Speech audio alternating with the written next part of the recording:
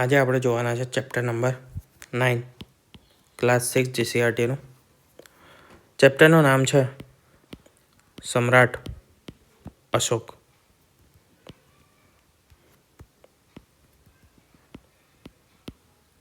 સમ્રાટ અશોક એટલે આમાં આપણે અશોકના સમયનો જે પણ ઇતિહાસ છે તે જાણવાના છે, મૌર્ય કાળનો ટૂંકમાં. તો પહેલાં આપણે એક તમને સ્ટોરીની જેમ આખો જે ચેપ્ટર છે, આખો પાર્ટ છે તે આપણે જાણી લઈએ. હિસ્ટ્રીના જે પાર્ટ છે તમારો, બરાબર, ઇતિહાસમાં, એ ઇતિહાસને સ્ટોરીની જેમ લેશો ને, વાર્તાની જેમ, તો તમને જલ્દી યાદ રહેશે અને સારી રીતે યાદ રહેશે. બહુ વધારે તકલીફ નહીં પડે યાદ રાખવામાં. એમાં ખાલી તમારે મહેનત કરવી પડશે ફેક્ટ્સ અને યર્સ યાદ રાખવામાં. ફેક્ટ્સમાં શું આવશે?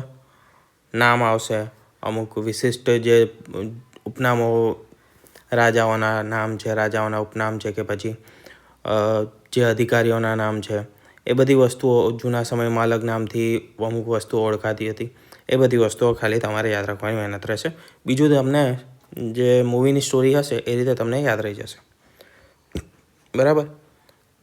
તો અશોકનો ચેપ્ટર શરૂ કરીએ. તો અહીંયા સ્ટાર્ટિંગમાં તમને પહેલાં એક સ્ટોરી આપેલી છે કે એક બાળક જેનું નામ વત્સલ છે તે ફરવા જાય છે. ક્યાં આગળ? તો ગુજરાતના જૂનાગઢમાં, જ્યાં આગળ આવેલો છે શિલાલેખ એક આવેલો છે ગિરનારની તળેટીમાં, બરાબર. તો આ જ તમારું એક પહેલો ફેક્ટ થઈ ગયો યાદ રાખવાનો કે અશોકને શું છે? શિલાલેખ છે. અને એ પણ ક્યાં આવેલો છે? ગુજરાતના જૂનાગઢમાં. એટલે સૌથી વધારે ઇમ્પોર્ટન્ટ થઈ ગયું આપણા માટે, જીપીએસસી માટે કે કોઈ પણ ગુજરાતની એક્ઝામ માટે, તો કે ગુજરાતમાં ગીરની તળેટીમાં અશોકનો શિલાલેખ આવેલો છે, બરાબર. હવે આપણે એક વાર્તાની તરીકે જોઈએ તો મૌર્ય યુગ, બરાબર, મૌર્ય યુગ આ નામથી ટૉપિક છે આપણા સિલેબસમાં. મૌર્ય યુગની શરૂઆત કોના દ્વારા થાય છે? તો ચંદ્રગુપ્ત મૌર્ય દ્વારા. અને રાજા કોના દ્વારા બનાવવામાં આવે છે? તો અર્થશાસ્ત્રના રચયિતા દ્વારા. અર્થશાસ્ત્રના રચયિતા કોણ છે? તો એ છે ચાણક્ય. ચાણક્ય દ્વારા ચંદ્રગુપ્ત મૌર્યને રાજા બનાવવામાં આવે છે. ધનાનંદને હરાવીને, ધનાનંદ સાથે યુદ્ધ થાય છે, ધનાનંદને હરાવી જાય છે. નંદ શાસનનો અંત આવે છે અને મૌર્ય યુગનો પ્રારંભ થાય છે. ચંદ્રગુપ્ત મૌર્ય પછી તેનો પુત્ર બિંદુસાર રાજા બને છે. અને તેના પછી તેનો પુત્ર અશોક આવે છે. અશોક, આજ સમ્રાટ અશોક, ધ ગ્રેટ અશોક તરીકે જેને આપણે ઓળખીએ છીએ, બરાબર. કોનો છે પુત્ર? બિંદુસારનો પુત્ર છે. અને મૌર્ય યુગનું સ્થાપના કોણે કરી હતી? તો અશોકના દાદા ચંદ્રગુપ્ત મૌર્યએ કરી હતી, બરાબર. હવે એ સમયે કેવી વ્યવસ્થા હતી બધી? તો અશોક, જેમ કે કોઈ પણ એક રાજા છે, ચંદ્રગુપ્ત છે કે પછી અશોક છે, બરાબર. એ રાજા કેન્દ્રમાં રહેતા હતા, એટલે કે જ્યાં આગળ રાજધાની હોય ત્યાં આગળ રહેતા હતા. હવે એમનું સામ્રાજ્ય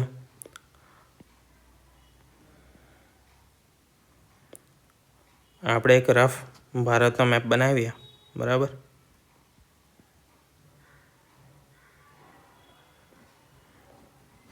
આ રીતે એક રફ મેપ બનાવીએ તો આ આખા પ્રદેશમાં સામ્રાજ્ય છે અને અહીંયા આગળ રાજધાની છે. તો અહીંયા રાજા શાસન કરતો હતો અને તેમની સાથે તેમનું મંત્રીમંડળ હોતું હતું, વિવિધ અધિકારીઓ હતા હતા, બધા અધિકારીઓ હતા હતા. પરંતુ એની આસપાસમાં જે પણ જગ્યા છે આ બધી જગ્યાને અત્યારે જે રીતે રાજ્યોમાં વહેંચેલા છે એ વખતે પ્રદેશોમાં તેની વહેંચણી કરેલી હતી. એટલે કે એ પ્રદેશોને નાના નાના પ્રદેશોમાં, નાના નાના રાજ્યોમાં વહેંચી દેવામાં આવ્યા હતા. વિભાગો પાડી દેવામાં આવ્યા હતા, તેના ભાગ પાડી દેવામાં આવ્યા હતા. અહીંયા આગળ વિવિધ અધિકારીઓની નિમણૂક કરવામાં આવતી હતી, જે આ અધિકારીઓ શાસન કરતા હતા. અધિકારીઓ તરીકે ઘણીવાર અધિકારીઓ પણ હતા અને આ અધિકારી તરીકે ઘણીવાર રાજકુમારોની પણ નિમણૂક કરવામાં આવતી. જ્યાં આગળ રાજકુમાર નથી ત્યાં આગળ બીજા કોઈ પણ અધિકારીને રાખવામાં આવતા હતા. રાજકુમારોને આ પ્રદેશો આપી દેવામાં આવતા હતા તેમનો વહીવટ કરવા માટે. આ જ રીતે બિંદુસારના સમયમાં અશોક જે છે તે ક્યાંના રાજકુમાર હતા? તો ક્યાંનો વહીવટ સંભાળતા હતા? તો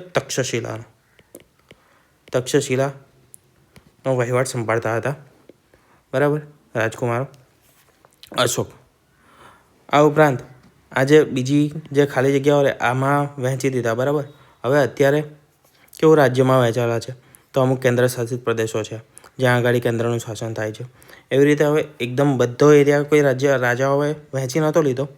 ત્યાં આગળ એ વખતે જંગલનો ભાગ ઘણો મોટો હતો. તો જે પણ જંગલનો વિસ્તાર છે એ જંગલના લોકો અને ત્યાં આગળ જે પણ લોકો રહેતા હતા તે લોકો મુખ્યત્વે સ્વતંત્ર હતા.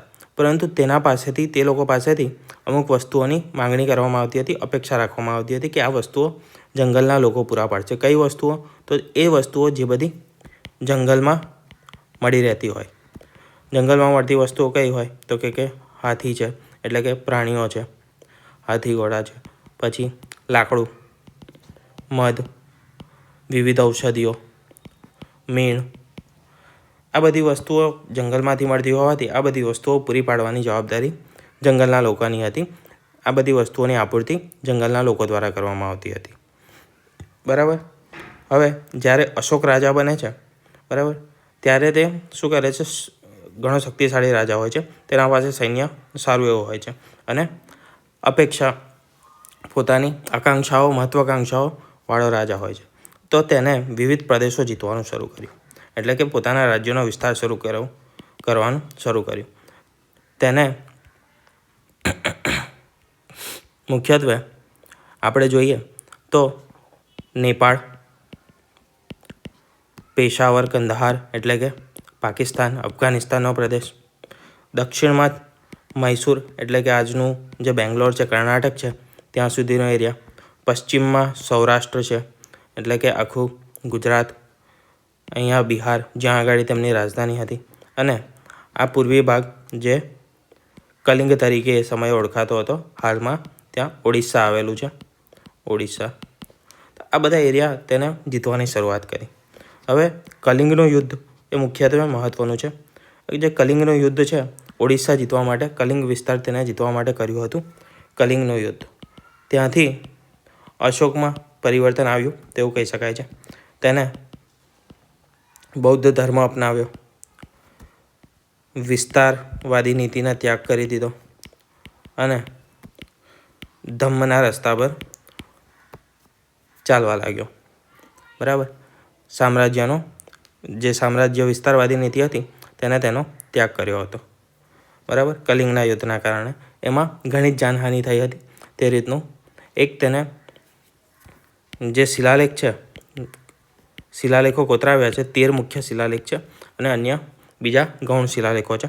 તો એક શિલાલેખમાં તેને જણાવ્યું છે કે આશરે 1 લાખ જેટલા લોકો મૃત્યુ પામ્યા હતા અને 1.5 લાખ લોકોને બંદી બનાવવામાં આવ્યા હતા. આટલી મોટી જાનહાનિ જોઈને તેને હૃદયમાં કરુણા ઉદ્ભવી અને તેને હિંસાનો ત્યાગ કર્યો. એ રીતની સ્ટોરી છે. બરાબર, આગળ પછી એને બૌદ્ધ ધર્મનો અંગીકાર કર્યો અને બૌદ્ધ ધર્મના વિવિધ ધર્માદેશો, ધર્માજ્ઞાઓ વિવિધ જગ્યાએ કોતરાવી શિલાલેખોમાં. તેને પોતાના પુત્ર પુત્રીઓને શ્રીલંકા છે, વિવિધ અધિકારીઓને ઇન્ડોનેશિયા, જે આજના જાવા, સુમાત્રા જે ટાપુઓ છે, ચીન છે, એ બધી જગ્યાએ તેનો બૌદ્ધ ધર્મનો પ્રચાર કરવા માટે મોકલ્યા હતા. બરાબર, તો આ એક ઉપર ની એક સ્ટોરી હતી, ઉપરથી આપણે જોઈ લીધી. હવે આગળ એના ફેક્ટ્સને એ વસ્તુ જોઈએ કે તમારે કઈ કઈ મુખ્યત્વે યાદ રાખવાની છે આ ચેપ્ટરમાં.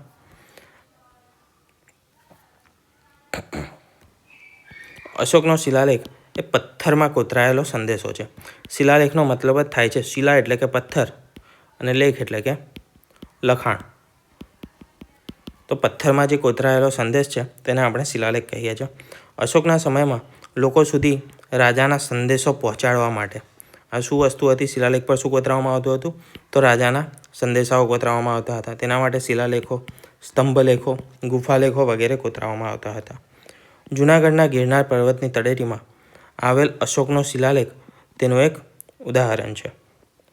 અશોકે રાજ્યમાં ધમ્મ અથવા તો ધર્મના સિદ્ધાંતો જાહેર કરવા માટે આવા અનેક શિલાલેખો કોતરાવ્યા.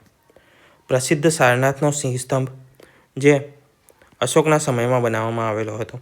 આ જે સિંહ સ્તંભ છે તેને જ આપણે અત્યારે રાજમુદ્રા તરીકે, રાષ્ટ્રીય મુદ્રા તરીકે અપનાવેલો છે. જે 4 બાજુ સિંહ છે એ વાળી આકૃતિ જે છે તે આ સારનાથના સિંહ સ્તંભની છે. તે અશોકના સમયની છે. આજે ચલણી નોટો પર, સિક્કા પર અને સરકારી કાગળોમાં આ મુદ્રા છપાયેલી છે. તો આ તમને મોસ્ટ ઇમ્પોર્ટન્ટ વસ્તુ થઈ ગઈ. કઈ? તો કે સિંહ સ્તંભ, કે પછી આપણી જે રાષ્ટ્રીય મુદ્રા છે તે કયા સ્તંભ પર આધારિત છે અથવા તો કોણે તે બનાવવામાં આવ્યો હતો. બરાબર, તો એ સારનાથનો પ્રસિદ્ધ સિંહ સ્તંભ છે અને સમ્રાટ અશોક દ્વારા બનાવવામાં આવ્યો હતો. મૌર્ય સામ્રાજ્ય વિશે જોઈએ તો તેના સંસ્થાપક હતા ચંદ્રગુપ્ત મૌર્ય, આપણે હમણાં જ જોયું. અને તેની શરૂઆત એટલે કે તેની સ્થાપના આશરે 2300 વર્ષ પહેલાં થઈ હતી. આશરે લગભગ 2300 વર્ષ પહેલાં થઈ હતી. અને મદદગાર ચાણક્ય હતા, કૌટિલ્ય જેને કહેવામાં આવે છે. તેમને અર્થશાસ્ત્ર નામના પ્રખ્યાત ગ્રંથની રચના કરેલી છે. આ ગ્રંથ રાજનીતિ અને શાસન પર આધારિત છે. અર્થશાસ્ત્ર, રાજનીતિ, શાસન વગેરે વસ્તુઓ પર આધારિત ગ્રંથ છે. ચંદ્રગુપ્ત મૌર્યનો પુત્ર હતો બિંદુસાર અને બિંદુસારનો પુત્ર હતો અશોક. આ તમારે હેરાર્કી યાદ રાખવાની છે. આ ચેપ્ટરમાં અત્યારે આટલી જ છે એટલે આટલી યાદ રાખો. અશોકનું મહાસામ્રાજ્ય. તો અશોકનું સામ્રાજ્ય કયા કયા વિસ્તારમાં સુધી ફેલાયેલું હતું તેની વાત કરીએ તો પશ્ચિમમાં, એટલે કે હવે આપણે એક ચોરસ તરીકે બતાવીએ છીએ, મેપ નથી ડ્રો કરતા. બરાબર, આ ભારત છે એવું માનો. તો અહીંયા આગળ પશ્ચિમ છે, આ એરિયા પશ્ચિમનો ભાગ છે. લખી દઈએ પશ્ચિમ, પૂર્વ, ઉત્તર અને દક્ષિણ. ગુજરાત, સૌરાષ્ટ્ર આ આખો પ્રદેશ તેને કેપ્ચર કરેલો હતો. બરાબર, ઉત્તરમાં કંદહાર, પેશાવર અને આ બાજુ નેપાળ. એટલે કે કંદહાર અને પેશાવર આ પાકિસ્તાનના ભાગમાં આવેલું છે. પેશાવર, બરાબર, એટલે કે પાકિસ્તાનનો એરિયા હતો. આ આખો એરિયા. અહીંયા આગળ નેપાળ ગણો તો એ પણ. બરાબર, દક્ષિણમાં મૈસૂર, કર્ણાટક, એટલે કે અહીંયા આગળ કર્ણાટક છે તેમ માનો. અહીંયા કેરળ અને આ તમિલનાડુ છે. અત્યારે 2 રાજ્યો એમ માની લો. મૈસૂર, કર્ણાટક સુધી. તથા પૂર્વમાં મગધ, બિહાર અને કલિંગ, ઓડિશા. અહીંયા આગળ 7 સિસ્ટર્સના રાજ્યો એ અલગ છે, એ નહોતા. બિહાર આટલું રાજ્ય હતું. બરાબર, એટલે કે આખો પાકિસ્તાનનો એરિયા હતો. પાકિસ્તાન, નેપાળ અને ભારત. ભારતમાં ખાલી આટલો પ્રદેશ એનો બાકી હતો. આપણે અલગ પેનથી કરી દઈએ તો એ હતો આટલો એરિયા. એક કેરળ અને બીજું તમિલનાડુ. આ 2 રાજ્યો ખાલી ન હતા. બીજો બધો પ્રદેશ આખો આના અશોકના શાસનમાં, સામ્રાજ્યમાં આવતો હતો. આટલા મોટા સામ્રાજ્યના કારણે તેને મહાસામ્રાજ્ય તરીકે ઓળખવામાં આવતું હતું. હવે આટલું મોટું સામ્રાજ્ય છે તો તેમાં એક ચોક્કસ શાસન વ્યવસ્થા, શાસન પ્રણાલી હશે વહીવટ માટેની. બરાબર, તો તેની સૌપ્રથમ રાજધાની કઈ હતી? તો રાજધાની હતી એ હતી હાલનું જે પટના છે, પાટણ પટના છે બિહારમાં આવેલું પાટલીપુત્ર તરીકે ઓળખવામાં આવતું હતું તે વખતે. તો પાટલીપુત્ર રાજધાની હતી અને રાજ્યોમાં વિવિધ ભાગો અને જે આખું રાજ્ય છે તેને વિવિધ રાજ્યોમાં વિવિધ વિભાગોમાં વહેંચીને શાસન ચલાવવામાં આવતું હતું. જેમ વાત કરી તેમ કે જો રાજાને રાજકુમારો છે, હવે 4 રાજકુમારો છે તો 4 રાજકુમારોને 4 અલગ અલગ રાજ્યોમાં મોકલી દેવામાં આવશે. એનું શાસન એ રાજકુમારો ચલાવશે. ઉપરાંત એના સિવાયના જે પણ રાજ્યો છે ત્યાં આગળ અધિકારીઓની નિમણૂક કરવામાં આવશે જે તેના વહીવટીદાર ગણાશે. અધિકારીઓની નિમણૂક કરીને અલગ અલગ પ્રદેશોમાં થતી હતી. જે આદેશનું ઉલ્લંઘન કરતા હતા, રાજા આદેશ કરતો હતો અને જો એ આદેશ પ્રમાણે જ તેમને ત્યાં વહીવટ ચલાવવાનો હતો. જે પણ રાજા, જે પણ અધિકારી તેનું ઉલ્લંઘન કરે તેને સજા મળતી હતી. મંત્રીઓની પરામર્શથી અથવા તો સહાયથી સમ્રાટ શાસન ચલાવતો હતો. સમ્રાટને શાસન ચલાવવામાં મંત્રીમંડળ હતું એક આખું. એ લોકો તેને સલાહ આપતા હતા, પરંતુ જે છે આખરી નિર્ણય એ સમ્રાટનો રહેતો હતો અથવા તો રાજાનો રહેતો હતો. પરંતુ તે મંત્રીઓની સહાયથી જ શાસન ચલાવતો હતો. કેટલાક પ્રાદેશિક કેન્દ્રો હતા જેમ કે તક્ષશિલા છે અને ઉજ્જૈન છે. આ મુખ્ય રાજ્યો હતા સામ્રાજ્યની અંદરના. કેટલાક રાજકુમારો આ પ્રાંતોના રાજ્યપાલ તરીકે મોકલવામાં આવતા હતા. હમણાં આપણે કીધું જંગલ વિસ્તારમાં રહેતા લોકો મોટેભાગે સ્વતંત્ર હતા. તેઓ રાજાને હાથી, મધ, લાકડું, ઔષધિઓ વગેરે જેવી વસ્તુઓ પૂરી પાડતા હતા. સામ્રાજ્યમાં વિવિધ ભાષાઓ, ખોરાક, સંસ્કૃતિ ધરાવતા લોકો વસતા હતા. એટલે એકતામાં વિવિધતા જેવી વસ્તુ જોવા મળતી હતી. વિવિધતામાં એકતા. કલિંગનું યુદ્ધ. તો કલિંગના યુદ્ધમાં જોઈએ તો અશોકના જીવનનો એક ટર્નિંગ પોઈન્ટ ગણી શકાય છે કલિંગના યુદ્ધને. સ્થાન કલિંગ એટલે કે કયો પ્રદેશ? તો હાલનું જે ઓડિશા રાજ્ય છે એ પ્રદેશ, તેને કલિંગ તરીકે ઓળખવામાં આવતું હતું પ્રાચીન ભારતમાં. કલિંગ પહેલાં મગધ સામ્રાજ્યનો ભાગ હતું, પરંતુ પાછળથી તે સ્વતંત્ર થઈ ગયું હતું. અશોકની ઈચ્છા હતી કે આખું ભારતને એક જ સામ્રાજ્ય હેઠળ ભેગું કરવાનું. તેથી તેને કલિંગ ઉપર આક્રમણ કર્યું.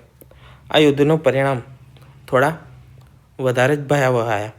યુદ્ધ ખૂબ જ ભયંકર હતું અને લગભગ 1 લાખથી વધુ લોકો માર્યા ગયા હતા અને 1.5 લાખ જેટલા લોકો બંદી બનાવાયા હતા.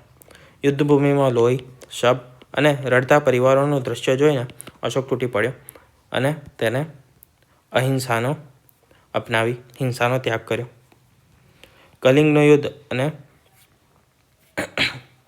જે ટર્નિંગ પોઈન્ટ છે તેમાં ટર્નિંગ પોઈન્ટ કયો હતો? તો તેને અભિલેખો બૌદ્ધ ધર્મનો અંગીકાર કર્યો. સામ્રાજ્યવાદી નીતિનો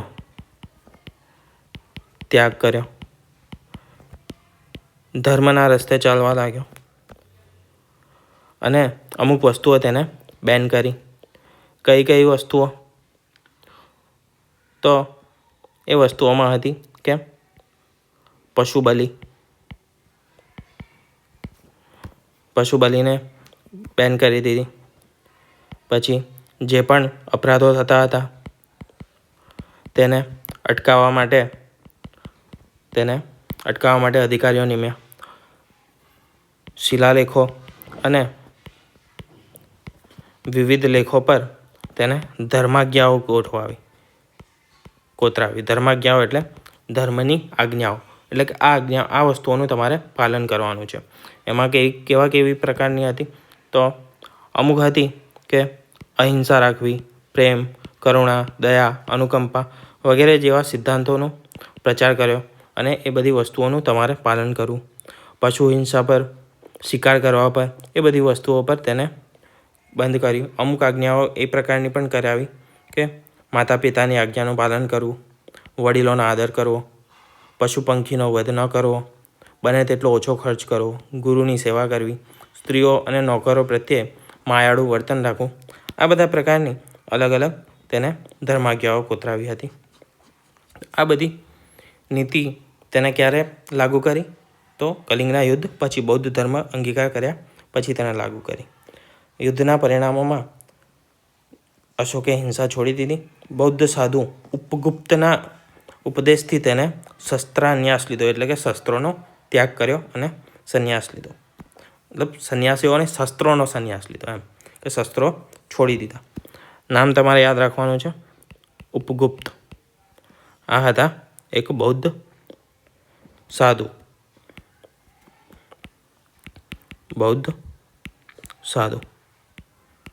આમના ઉપદેશથી તેમણે બૌદ્ધ ધર્મનો અંગીકાર કર્યો હતો.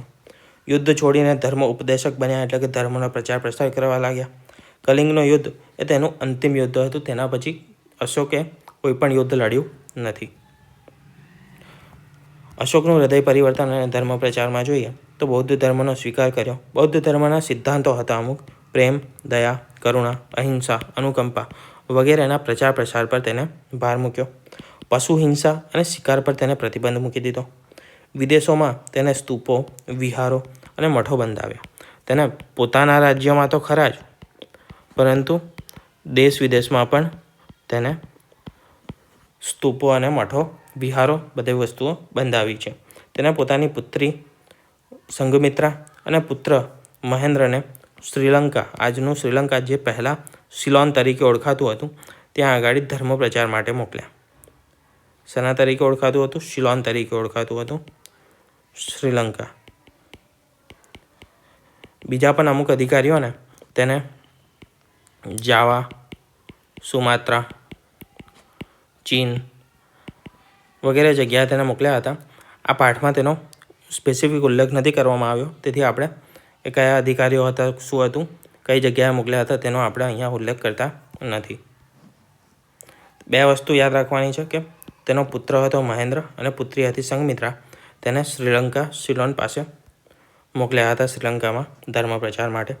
હવે અશોકનો આ જે ધમ્મ છે, તે ધમ્મ શું છે? તો અશોકે પોતાના શિલાલેખમાં ધમ્મ તરીકે ઉપદેશ આપ્યો છે. તેના મુખ્ય તત્વો આ પ્રમાણે હતા કે માતા પિતાની આજ્ઞા કરવી, વડીલોનો આદર કરવો, પશુ પંખીનો વધ ન કરવો, બને તેટલો ઓછો ખર્ચ કરવો, ગુરુની સેવા કરવી, સ્ત્રીઓ તથા નોકરો પ્રત્યે માયાળું વર્તન રાખવું. અને અશોક માટે સાચો વિજય એ જ હતો જે હતો ધર્મનો વિજય. અશોકના જ્યારે સામ્રાજ્ય હતું ત્યારે તેના પછી કયા કયા રાજ્યો ઉદ્ભવ્યા તેના વિશે આપણે જોઈએ. તો અશોકનું જે મૌર્ય સામ્રાજ્ય હતું, એ મૌર્ય સામ્રાજ્યના પતન પછી અલગ અલગ રાજ્યોનો ઉદ્ભવ થયો ભારતમાં. ઉત્તર પશ્ચિમ વિસ્તારમાં, એટલે કે ગુજરાત છે, રાજસ્થાન છે, પાકિસ્તાન છે, આજનું પંજાબ, એ બધા વિસ્તારમાં, તો ત્યાં યવન એટલે કે ગ્રીક રાજાઓનું શાસન શરૂ થયું. પશ્ચિમ ભારતમાં ચાલો આપણે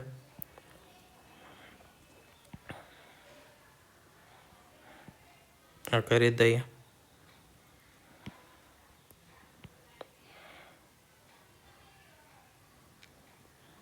બરાબર, નોર્થ ઇસ્ટ નથી બતાવતા, એનું અત્યારે કામ જ નથી આપણે. તો આ જે રાજસ્થાન, પંજાબ, એ જે આખો એરિયા છે પાકિસ્તાન, ત્યાં આગળ કોનું શાસન હતું? તો યવન એટલે કે ગ્રીક રાજાઓનું શાસન હતું. પછી આજે સિંધ, ગુજરાત, મહારાષ્ટ્ર, પશ્ચિમી મધ્યપ્રદેશ, એ જે એરિયા છે ત્યાં આગળ શકનું શાસન હતું, શકોનું શાસન હતું આ પ્રદેશમાં. અને એના પછી કુષાણોનો ઉદય થયો હતો, કુષાણ. ઉત્તર અને મધ્ય ભારતમાં, એટલે કે આ જગ્યાએ આ વિસ્તાર, ઉત્તર અને મધ્ય ભારતમાં શુંગ વંશનું શાસન શરૂ થયું હતું. શુંગ વંશની શરૂઆત થઈ હતી, જેના સ્થાપક હતા પુષ્યમિત્ર શુંગ, અને તેના પછી શુંગો પછી કણ્વ વંશની સ્થાપના થઈ, કણ્વ વંશ શરૂ થયો. દક્ષિણ ભારતમાં, એટલે કે તમિલનાડુ, કેરળ, કર્ણાટક, આંધ્રપ્રદેશ, એ બધી જગ્યાએ 2200થી 1800 વર્ષ પહેલાં સાતવાહન વંશ, ચોલ, ચેર અને પાંડ્યા રાજાઓનું શાસન હતું. આશરે 1500 વર્ષ પહેલાં ત્યાં આગળ પલ્લવ અને ચાલુક્ય વંશનું શાસન હતું. આગળ જોઈએ તો એ સમયના પુરાવામાં આપણને વિવિધ સિક્કાઓ, અશોકના સમયના પુરાવામાં વિવિધ સિક્કાઓ, પાંડુલિપિઓ, શિલાલેખો વગેરે મળી આવે છે. આ જે બધા રાજ્યો આપણને જાણવા મળ્યા કે આ પ્રદેશમાં હતું, તો એ બધું ત્યાં જે સિક્કાઓ મળેલા છે અથવા તો જે પણ બધા પુરાવા મળ્યા છે તેના આધારે જ આપણે આ કહી શકીએ છીએ. તે સમયના વિકાસમાં શહેરો, ખેતી, ઉદ્યોગ અને વેપારમાં નોંધપાત્ર પ્રગતિ થઈ હતી. આપણે આના પહેલાં જોયું હતું કે સૌપ્રથમ માનવી રખડતું જીવન જીવતો હતો. રખડતું જીવન, શિકાર કરતો અને ખાતો. ત્યારબાદ નાના નાના કબીલાઓ બનવા લાગ્યા અને તે નદી કિનારે વસતા હતા. તેને અગ્નિની શોધ કરી અને ખાવાની શરૂઆત કરી, પકવવાની શરૂઆત કરી. આ જે નાના કબીલાઓ હતા તે પછી ધીરે ધીરે મોટા થયા અને એક ગ્રામ્ય વિસ્તારની શરૂઆત થઈ.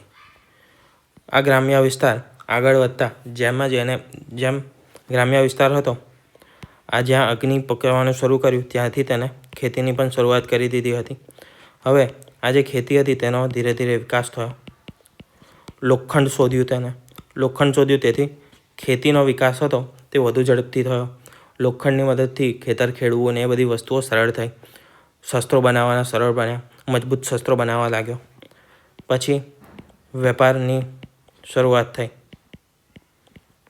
વેપાર, વિવિધ કલાઓની શરૂઆત થઈ. ઉદ્યોગોનો વિકાસ થયો.